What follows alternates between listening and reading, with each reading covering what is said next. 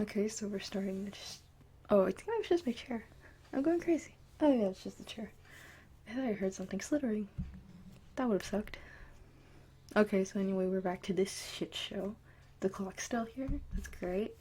Also, I skipped like a chapter or two because it was really... didn't really flow that well. Just like a lot of mini paragraphs. And also kind of like useless, but anyways, we got into UA, blah blah blah, we're at the USJ, and we're about to get our asses wrecked by a bunch of villains. We look as the villains close in. Well, well, well, looks like we have a pretty girl and a boy with broccoli hair. I turn and hiss at the voice. You're surrounded. Why don't you surrender now? I look at Izuku's fearful eyes. No, I stand in front of Izuku. We will not surrender. We will fight, and we will win. The villain was taller than an average person. He had big muscles and short black hair. My hand caught something as it whizzed past my face. It was a nail. I looked behind the villain and saw someone I never expected to see again. His nose was a little crooked from when I fought him last. You! We both said it at the same time. I crouched and snarled at him. He gave me a vicious glare. Watch her. She has fast reflexes. The villains nodded. One of them advanced on me. Izuku, watch my back. I'll take care of you. Okay. I watched carefully as one of the villains crept up to me. I quickly moved up to him and kicked his legs out from under him. I grabbed his face as he fell and slammed his head into the ground. He was knocked unconscious. The other villains were taken aback. They were suddenly more cautious. And suddenly I need to cough. The other villain, before yelling... Wait, what? So this doesn't make sense, but whatever. The other villain, before yelling... What are we waiting for? We outnumber them 10-1.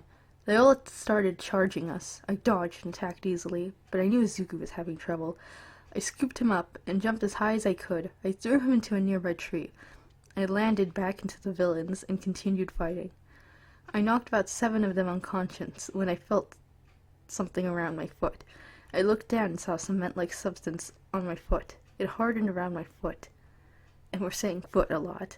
And I couldn't move it. I struggled to free my foot. Someone pushed me sideways and I heard my ankle break with an audible crack sound. I screamed in pain. I felt the cement substance leave my foot. But I couldn't stand. Blows rained down on me from all sides. I curled up into a ball. Someone grabs my head and I look up at them. It is the guy with the nail quirk. That stunt you pulled really fucking hurt. Let's teach this girl a lesson. They picked up my arms and lifted me up. The villain punched me in the stomach. I raised my legs up to protect my abdomen. Smash! I lift my head as a huge gust of wind blows everyone away, including me. I fly into the air and crash into a nearby building. I feel something break as I land. I gasp in pain. I try to stand. I scream as pain lances through my side. Get the pun? Lances? 'Cause you got stabbed? I look down and see a rhubar. I'm gonna well, it says rebar. I don't know if that's how you actually spell rhubar, though. Sticking out of my side. Or maybe it's supposed to just say bar. Well, I don't know how to spell rhubar. So let's just say bar.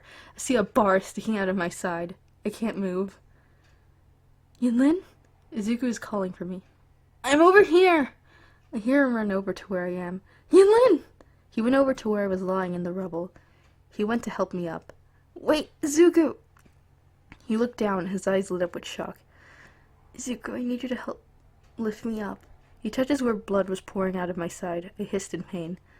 He looked around in worry. I ripped off a piece of my skirt. Also, they don't really describe the costume in too much detail, except that it was kind of revealing in order for you to move around, which doesn't really help that much. Because, yeah, sure, revealing where, how. There was no picture either, I looked.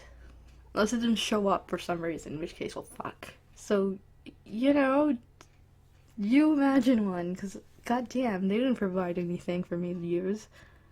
Also, I read this ahead of time, and I already prepared a small medical rant about how this is totally somewhat a bad idea, but also I guess understandable.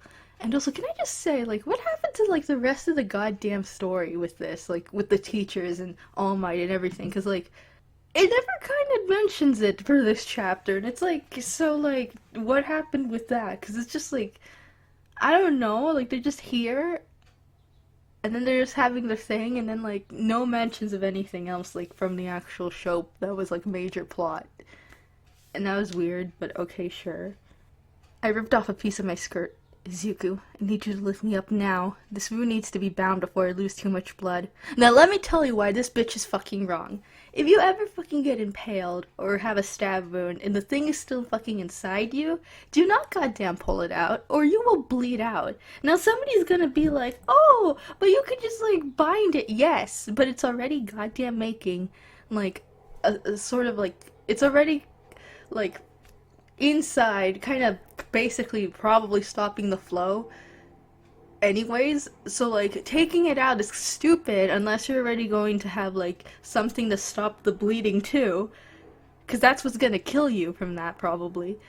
Something, like a blood vessel bleeding out. So if you get stabbed with like a knife, don't pull that out. One, it's probably gonna maybe be hard, but it depends. It might be hard to pull it out and you might do more damage, especially if it has a ragged edge. So, when she says, I'm gonna bleed out if you don't pull this out, because you need to bound it, no you don't, because it should not be goddamn leaking blood. If it is, then you don't take it out anyways. EMTs don't usually, as far as I know, take this shit out. You know what they do? They goddamn take like a bandage, fabric, whatever, gauze, and put it around the wound and put pressure. They don't take it out. Nobody takes it out until you get to the goddamn hospital. Hospital. So the doctors or whatever, the surgeon can goddamn make sure that when you take it out, you can immediately get help for it so you don't goddamn bleed out. There's no reason to take out something that's basically already acting as a stop valve for all the vessels that it's broken while it's inside of you. To take it out and then replace it with something else. You're just gonna lose a lot of blood the moment you take it out, and you might not be able to bind it nearly as well as the original one did. And the idea is that it's already acting as a bind anyway, so why the hell would you bother taking it out, especially when you might just do more damage? Now, I'm gonna let this one go, only because potentially they would be screwed since they probably wouldn't be able to remove the bar. I'm going to assume the bar was still very much attached to the building and that, they had to, pull it out so they could get to the rest of the class. Although, and well, I mean, I guess Izuku's kind of useless in this, so it wouldn't be very, I mean, if he actually had like a quirk that was very helpful, then it would have been probably safer than just, stay there impaled so you wouldn't bleed out because you took it out. Which is also something I was yelling with the overhaul fight, because my homie freaking got like a piece of like rock stuck in him and he pulled that shit out and I'm like, are you fucking stupid? No. No wonder you guys almost got fucked during the second section or whatever of your provincial license exams. Y'all don't know fucking basic ass first ed, because y'all goddamn taking out these things when they goddamn stab you. It's like, don't do that. You wanna fucking bleed out? You're lucky you had Aries ass goddamn save you later. Because you would have been bleeding out a lot. You would have ended up, okay, well, probably not like Night Eye. But you know what? With Night Eye, they didn't try taking that shit out, because obviously, do not take out the giant thing that made a hole in you and stopping the blood. Like, yeah, and you know why? Because it's gonna fucking bleed out and also be painful as shit. There's no reason to pull it out, my bro. So don't pull this shit out. But anyways, he nods. I roll up the skirt shred and stick it in between my teeth. I nod my head at him. He lifts me up and I scream into the skirt piece. I feel as the metal rebar leaves my skin and Izuku sets me down on a rock. He rips his shirt sleeves off, then ties them around my waist. He picks me up bridal style and he begins running towards the gate that leads to the main area. My breathing is ragged and I can feel my pulse slowing. We are almost to the gate now, but I can sense movement. Izuku, get down, now. Zuko crouches and hides behind a nearby tree. We hear multiple thunks in the bark. I can sense someone nearing the tree. I spring out, ignoring the pulsing pain in my foot, and attack the person on the other side of the tree. I slam their face into the tree trunk, and they slide to the ground. I sink down beside them. I clutch my side and feel Zuko grab my waist and legs. I lean my head into the crook of his neck. Zuko. He looks down at me. Don't worry, I'll get you to safety. I lean forward and gently kiss his jaw. I love you, Zuko. You're the best thing that's happened to my life. Tears were streaming down his face. I said that I'm going to get you to safety, and I will. I nod. Okay. I slip in and out of consciousness. I feel myself being set on the ground. Yinlin! Yinlin! I groan and turn my head. I smell a strong blood scent, then feel the warm liquid fall into my mouth. I don't drink it at first. Then I feel something press against my mouth. The smell is intoxicating. I hungrily drink. A warm feeling spreads throughout my body. This blood is richer and tastes sweeter than any other that I have ever tried. Like, can I just ask why people in, like, vampire shit always fucking want to describe blood as sweeter?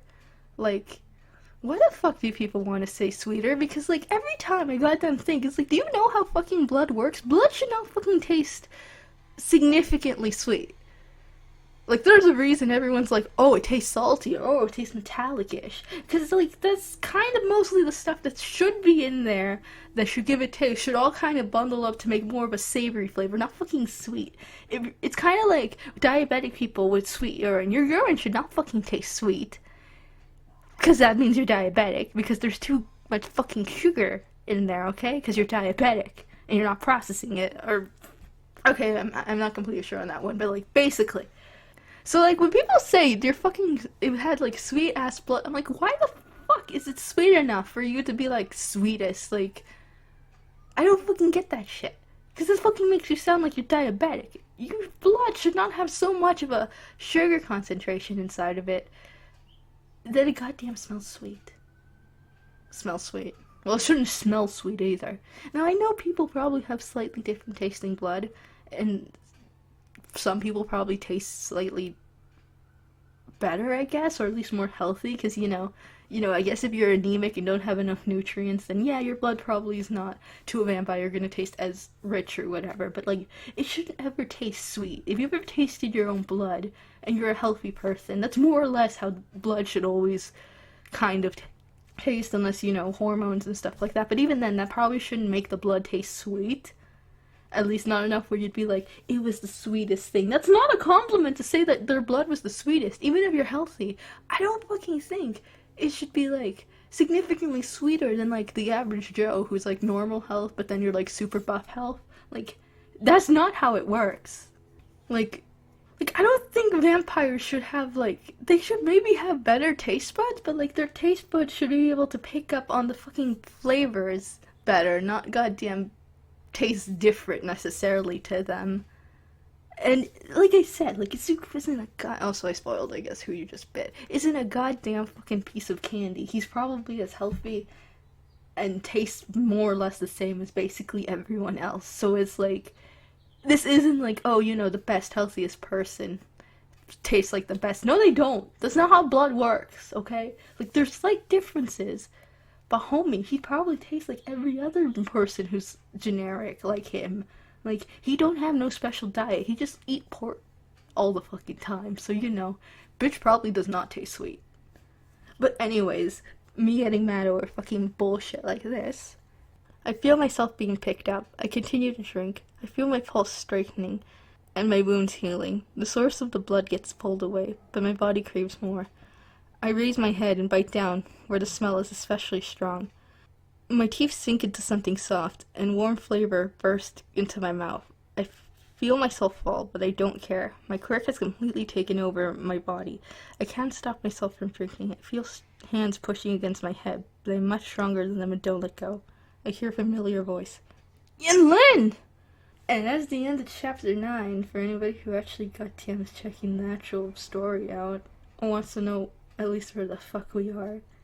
So it's chapter 9 out of Oh, 10 chapters, and then there's a shout out, and it's the end of the book. Oh, wow, we're almost finished with this. Maybe we could finish it right now, except I don't want to because it's 16 minutes long. And I'm sure y'all want to go home already. But, anyways, Yin Lin just fucking bit her boyfriend. Okay, well, they're not dating, but you know what? They're gonna, so fucking just. Yeah, they're dating. They're gonna date. It's done. So is this video.